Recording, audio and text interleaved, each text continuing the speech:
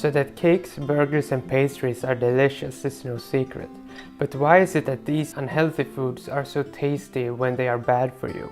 Why doesn't food that is good for you taste as good? Our brains have developed to reward us when it thinks we are doing something right. And it makes us feel good when we trigger that system.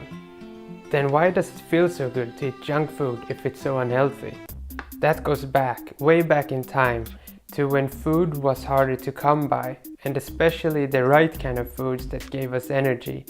People who ate a lot of carbs had more energy and had a much better chance of making it through winters and other hard times when food was scarce. The food that we needed for survival back then was high calorie, and our brains learned that through evolution and is still rewarding us for eating the foods that made our ancestors survive.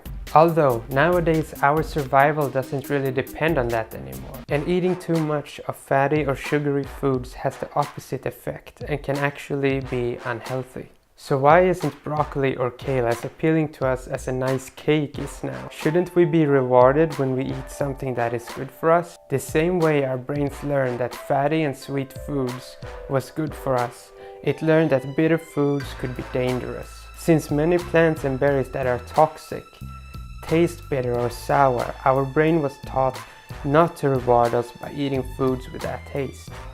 Although there are people who would much prefer a nice salad over a creamy chocolate cake. That could be because their ancestors lived in an area where the bitter tasting plants and berries were safe to eat and were actually good for you.